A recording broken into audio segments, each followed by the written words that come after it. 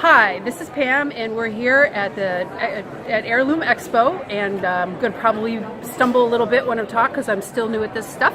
And I'm here with Christine, who is a GMO-free mom and activist, and who helps out a lot with all sorts of different stuff. But I'll let her tell you a little bit more about what she does in her own words. Hi, so I found out about GMO being in our foods in 2013, in large in part of what you were doing on Facebook and getting the word out. And when I made that commitment to detox from GMOs, the change in my health was so drastic that I got my kids off GMOs. I started preaching to my families to get off GMOs, and it's 4 years into my detoxing, and I can still tell that I'm detoxing. Wow, cool. That there's still stuff coming out of my system. Yeah. Well, the body is an amazing thing, and it holds on to a lot, but it also can let go. So the minute you start cleaning up the diet, the minute you just reach deeper and deeper levels. And I'm really glad that you started your journey, because that's the important part. So if you were going to talk to somebody that's new at this or doesn't know anything about this, how would you suggest that they start getting off GMOs? The first thing is eliminating corn and soy. Anything with corn and soy specifically. For myself, I lost 30 pounds within like 2 or 3 weeks of just eliminating the corn and soy only, because I didn't even know that there were other GMO products out there. Right. All I knew to focus on was the corn and soy. Right. So part of that is that one of the things I think that happens is our bodies get inflamed. And when you get a bruise or something, it swells. And so sometimes your whole body swells up. So that's why it goes away really quickly. So corn and soy. So did you just do like corn chips and the major things, or did you go like really deep into anything that had any kind of corn or soy? Yeah, anything because my mental clarity, like a fog was lifted when I first started going organic, and it was so extreme that I didn't want any of those GMO foods in my diet. So I would spend 45 minutes to an hour every shopping trip reading every single label, trying to find the ingredients that I was willing to consume and willing to give to my kids. And it was really hard. 2013, it was almost hard to do. Rayleigh's was my favorite store. I couldn't find the products that I wanted. I definitely couldn't keep cooking the way I was cooking. I had to change my entire lifestyle. So I just want to give a shout out to Rayleigh's. Rayleigh's is a small grocery chain in Northern California. It's still owned by a family. And they're an in-store brand. They are now 100% GMO free. They are committed to buying no GMO products in their produce or anything, so it's safe to shop at. I found out they were the first, years ago, were the first large box grocery store to have an organic section. So they are really an amazing, they've done a lot, and a part of it is, I heard it's because 2 of the family members had cancer. So that's why they made that kind of a switch. So, okay, so you've changed your diet, you've moved on, you've lost weight, you feel less foggy, all that good stuff. Yes. And you have been doing amazing work. She was just telling me, Christine was just telling me how she's working on a conference that's coming up calling Soil Not Oil. And so what are the other stuff that you've been doing as a GMO activist? Attending as many of the labeled GMO marches as I can, lobbying, going in and talking to my representatives, telling them. I've drafted a page of my story because I feel like my story isn't unique. I feel like my story is one of many, and so I've drafted it in a form on an 8.5 by 11 so I can give it to my representatives. And it's basically like, help, do you know what's happening? Have you done this for yourself? And will you help me tell everybody else? Yeah, and so off camera you were telling me that you had just taken a class, right? And that you did the same thing? You gave it your history to somebody? Oh, right. So I'm a basic life support provider and a first aid provider. And during my training, I was watching some of their films, and even in their films, they're starting to talk about the effects of food on people and how emergency medical technicians and police officers are having to deal with different things as a result of this GMO poisoning, is what I'm calling it. And I was compelled to write them like a 10-page story of what they can do, the links they can go to, GMOs revealed, genetic roulette, labeled GMOs, GMO. I mean, I just listed one whole page of just resources for these medical training folks so that they can tell the medical practitioners. Yeah. Well, a lot of us think that our doctors and healthcare providers know about stuff. they're really busy, and they only know stuff they're told by the large pharmaceutical companies. They aren't taught nutrition in school, so just because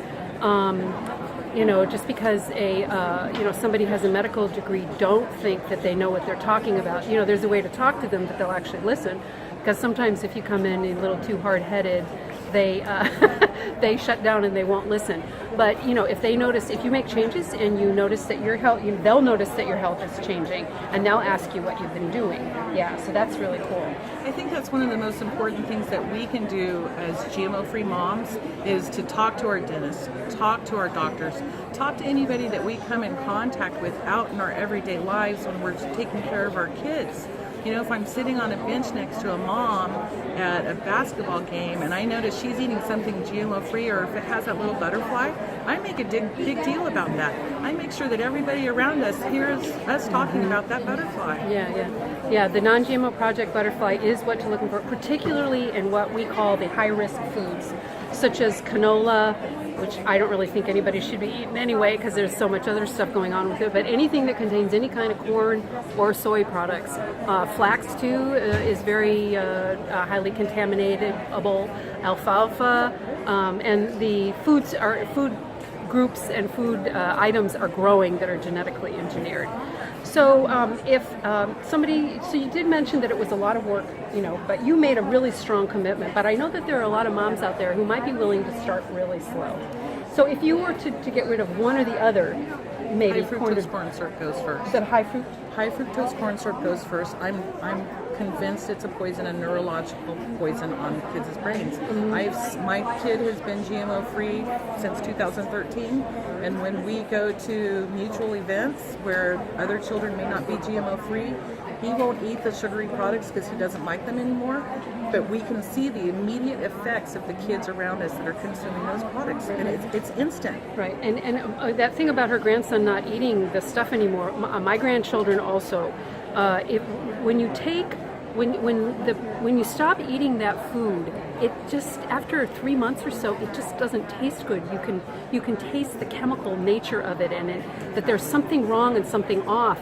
And there's a great book out called Salt, Sugar, Fat that explains how the food industry made a conscious effort, even though they knew that all those things were very unhealthy for us, to find ways to manipulate them to basically trigger our addictions.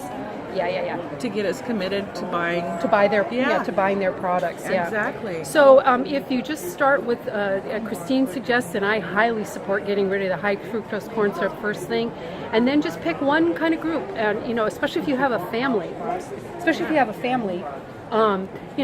converting the kids might not be that easy. But if you go slowly, they won't notice as much, and then the better they eat, my grandkids won't eat crap. Well, and my youngest is Christopher, and his behavior is completely different. Mm-hmm. There's not that oppositional, there's not the whole, there's something about eating organic and getting the information from that food that's grown organically, where it's still talking to the healthy water, the healthy soil, the healthy sunshine, all of that that food has information for us. Mm-hmm. It's vital to the fabric of our well-being, and I can see it in my son. Yeah. For those of you who might question that, they've done studies that they're finding GMO pieces in our mitochondria. So, we don't understand a whole lot about how our bodies work. So, it's always best practice to do something that's local to your area, that not be eating things from really, really far away because you're acclimated where you are, organic, and whole foods, not the grocery store, but whole foods that you prepare somehow. So anyway, we're going to wrap this up, and I just wanted to know if there was anything else that you would want a mom to know. Yeah, absolutely. We've got a garden brigade starting up that we are going to be making sure that every school has a garden and every kid knows how to grow food. And they all know the importance of growing organic food. And where's this at?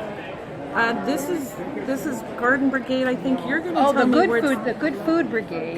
Food Brigade. Yeah, so I'm going to be part gardens. of that. Yeah, absolutely. So having school gardens and community gardens in our backyards. But so stay tuned about all that exciting stuff that's coming. But I just really want to thank you, Christine, for talking. Yeah, for talking and spreading the word to moms about real life, not some article, not some study that somebody in a white coat did. You are the scientist for your kid, not some guy in a white lab coat. So anyway, thank you so much. Thank you too for everything that you're doing. Oh, you bet, you bet. And so if you like what you've heard here and you want to find out more about what wonderful people are doing around the world, then please click on the subscribe button below and join us, and we'll see you next time. Go GMO free.